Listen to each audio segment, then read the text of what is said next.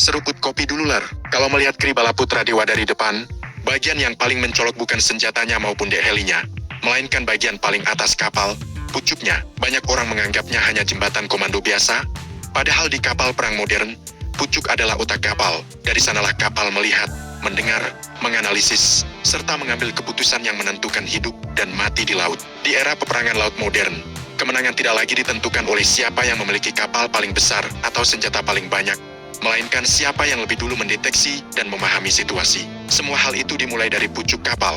Desain pucuk Kribala Putra Dewa secara langsung menunjukkan satu hal penting, kapal ini tidak dibuat dengan pola lama. Bidang-bidangnya miring, tajam, minim sudut siku, dan permukaannya bersih dari tonjolan yang tidak perlu. Ini bukan soal estetika, melainkan soal jejak radar. Desain semacam ini jelas ditujukan untuk menurunkan radar cross-section, membuat pantulan radar musuh tidak optimal, serta memperbesar peluang kapal bertahan di medan tempur yang padat sensor.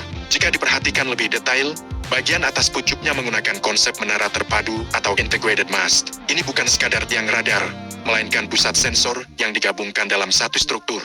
Disinilah biasanya ditempatkan secara terintegrasi radar pencarian udara dan permukaan, antena komunikasi, data link taktis, hingga sensor pendukung peperangan elektronik. Keuntungannya sangat besar, interferensi antar sistem bisa ditekan, pengelolaan data lebih teratur, dan yang paling penting, jejak radar kapal semakin kecil.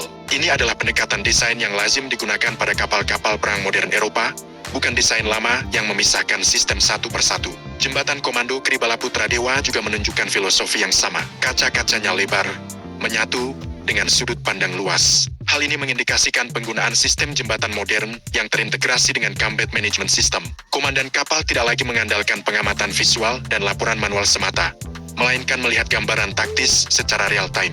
Posisi pasukan sendiri, potensi ancaman, kontak permukaan maupun udara, semuanya disajikan dalam satu sistem. Ini bukan lagi kapal yang bereaksi lambat, melainkan platform yang hidup dalam jaringan data. Yang menarik, desain pucuk seperti ini hampir selalu berkaitan erat dengan peperangan elektronik.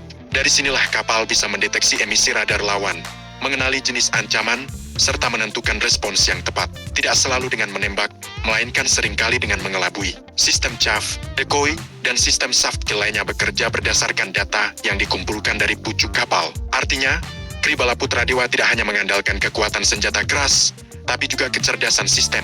Hal ini penting di perairan yang padat sensor, padat lalu lintas, dan penuh kepentingan strategis seperti Natuna serta jalur-jalur laut utama Indonesia. Jika ditarik lebih jauh, desain pucuk Kribala Putra Dewa mencerminkan perubahan cara pandang TNI AL. Fokusnya mulai bergeser dari sekadar platform senjata menjadi platform informasi. Kapal bukan hanya sebagai penembak, melainkan sebagai node dalam jaringan tempur.